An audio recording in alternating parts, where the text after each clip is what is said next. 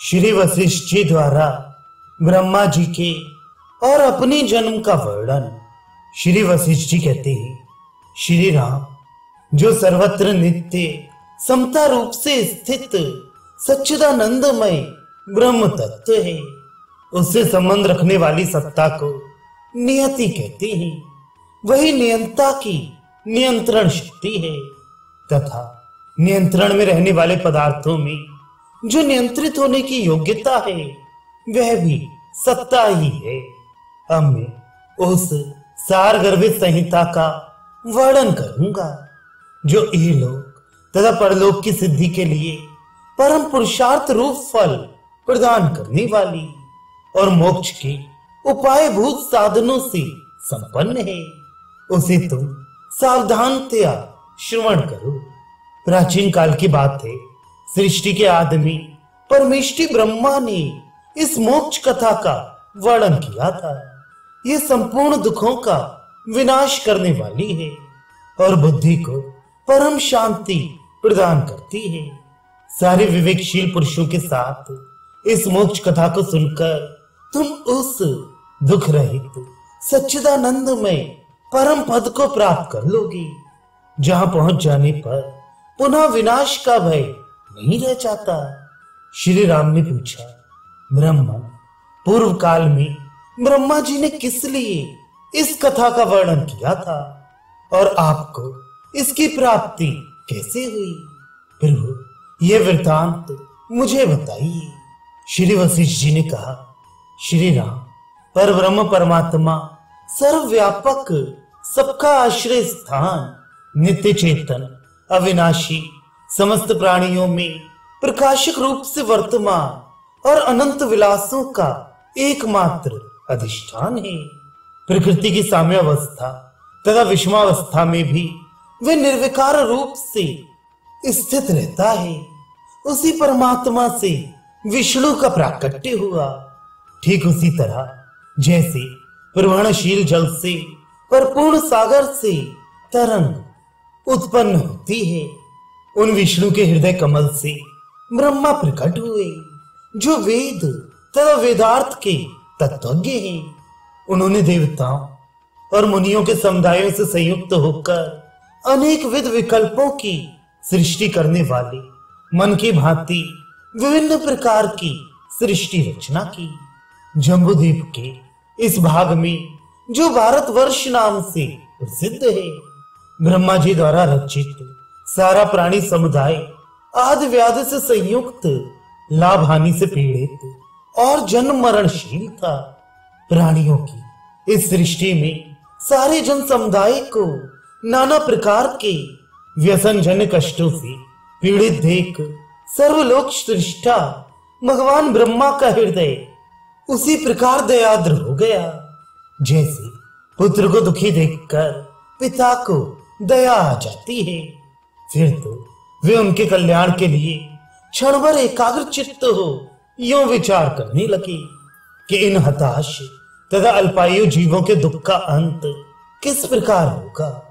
ऐसा विचार कर सामर्थ्यशाली स्वयं भगवान ब्रह्मा ने उनके कष्ट अपहरण के लिए तप, धर्म, दान, सत्य और तीर्थ सेवन आदि साधनों का निर्माण किया। इन्हें उत्पन्न करके सृष्टिकर्ता ब्रह्मा ने पुनः स्वयं विचार किया कि इन साधनों से लोगों के सांसारिक दुख का समूल विनाश नहीं हो सकता, बल्कि परम निर्वाण रूप मोक्ष ही परम सुख है, जिसकी प्राप्ति हो जाने पर जीव जन्म मृत्यु के चक्कर से छूट जाता है। उसे मोक्ष की प्राप्ति ज्ञान से ही होती है। इसलिए जीव के लिए संसार सागर से पार होने का एकमात्र उपाय ज्ञान ही है। तप, दान और तीर्थ सेवन आदि भवतारण के लिए सीधे उपाय नहीं कहे गए हैं। अतः मैं इस हताश जन समुदाय के दुख की निवृत्ति के लिए संसार से उद्धार पाने का एक नूतन उपाय शीघ्र ही प्रकट करूंगा। यूं विचार कर कमल पर विराजमान भगवान ब्रह्मा ने अपने मानसिक संकल्प द्वारा तुम्हारे सामने बैठे हुए मुझको उत्पन्न किया। निष्पाप श्री राम जैसे एक तरंग से शीघ्र ही दूसरी तरंग प्रकट हो जाती है, उसी प्रकार मैं भी अनिर्वचनीय माया से उत्पन्न हुआ और फिर तुरंत ही अपनी उन पृथ्वीदेव के समीप जा पहुंचा, जिनके हाथ में कमंडल और रुद्राक्ष की माला शोभा पा रही थी। मैंने नम्रता पूर्वक उनको प्रणाम किया। उस समय मैं भी कमंडल और रुद्राक्ष की माला से संयुक्त था। तब बेटा यहाँ आओ, मुझसे यूं कहकर उन्होंने अपने आसनभूत कमल के ऊपरी पत्ते पर श्वेत बादल पर बैठे हुए चंद्रमा की भांति मुझे अपने हाथ से पकड़कर बिठा लिया।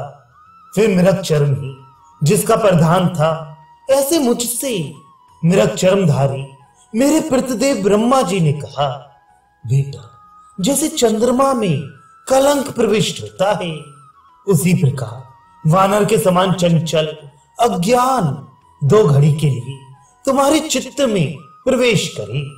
यूं पिता द्वारा अभिशप्त हुआ मैं उनके संकल्प के अनंतर अपने संपूर्ण शुद्ध स्वरूप को भूल गया।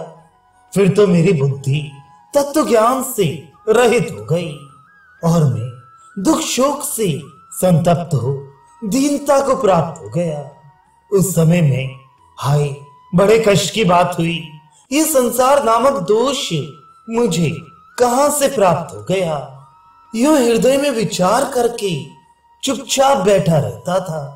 मेरी ये दशा देखकर मेरे पिताजी ने मुझसे कहा, बेटा तुम क्यों दुखी हो रहे हो?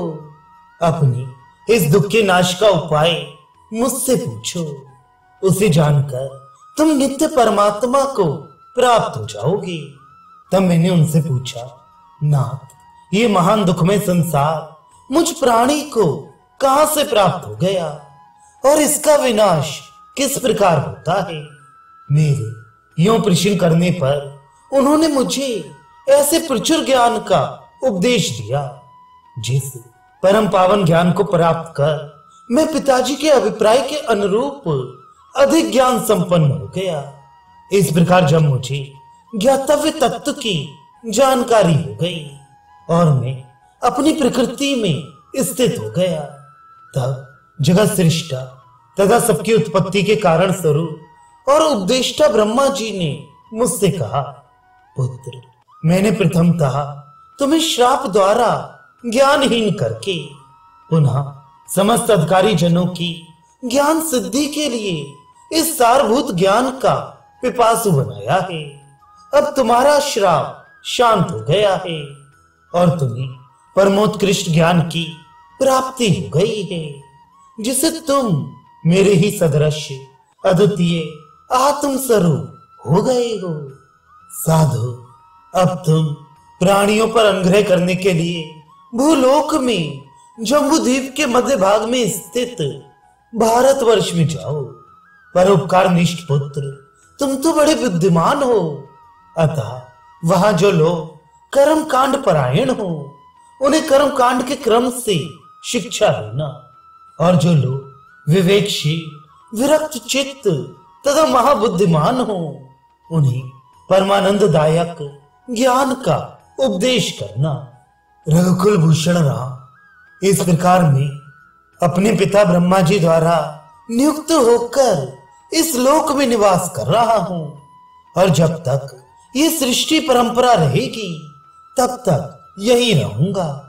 जिस प्रकार भगवान ब्रह्मा ने मुझे यहां आने का आदेश दिया, उसी प्रकार उन्होंने सनक, सनंदन, सनातन, सनत कुमार तथा नारद आदि अन्य बहुत से महर्षियों की भी यह कहकर प्रेरित किया कि तुम लोग भारतवर्ष में जाकर पवित्र कर्म कांड तथा ज्ञान कांड के उपदेश द्वारा वहां के निवासियों का जो अंतःकरण के अज्ञान रूपी रोग के वशीभूत होकर कष्ट भोग रहे हैं, उद्धार करो। प्राचीन काल में सतयुग के समाप्त होने पर जब भूतल पर काल क्रम से पवित्र कर्म कांड का ह्रास हो गया, तब उन महर्षियों ने कर्म कांड की स्थापना तथा मर्यादा की रक्षा के लिए पृथक पृथक देशों का विभाजन किया और उन देशों पर भूपालों की स्थापना की। तदनंतर उन्होंने भूतल पर धर्म, अर्थ और काम की सिद्धि के लिए उन कर्मों के उपयुक्त बहुत से स्मृति ग्रंथों से तथा यज्ञ विधायक शास्त्रों का निर्माण किया। तत्पश्चात इस कालक्रम के चलते रहने पर जब उस क्रम का विनाश हो गया तथा लोग प्रतिदिन भोजन मात्र परायण और खाद्य पदार्थों के उपार्जन में तत्पर हो गए, तब हम लोगों ने उनकी दीनता का विनाश करने तथा लोक में आत्म तत्व ज्ञान के प्रचार के लिए बड़े बड़े ज्ञानोत्पादक शास्त्रों का उपदेश किया। यह अध्यात्म विद्या प्रथमतः राज समाज में उपदिष्ट हुई, तदनंतर इसका प्रसार लोक में हुआ। इसी कारण इसे राज विद्या कहा गया है। रघुनंदन राज विद्या एवं राजगह नाम से जिसकी प्रसिद्धि है, उस उत्तम अध्यात्म ज्ञान को पाकर राजा लोग दुख रहित हो परमानंद को प्राप्त हो गए। श्री राम कालक्रमानुसार निर्मल कीर्ति वाले बहुसंख्यक राजाओं के स्वर्गवासी हो जाने पर इस समय तुम इस भूतल पर इन महाराज दशरथ के यहाँ प्रकट हुए हो।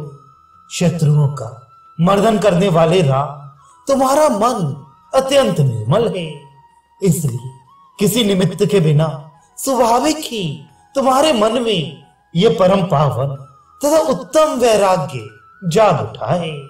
क्योंकि समस्त विवेकशील पुरुषों में जिसकी ख्याति है, उस श्रेष्ठ पुरुष का भी वैराग्य किसी निमित्त को लेकर होता है, इसलिए वह राजस कहलाता है।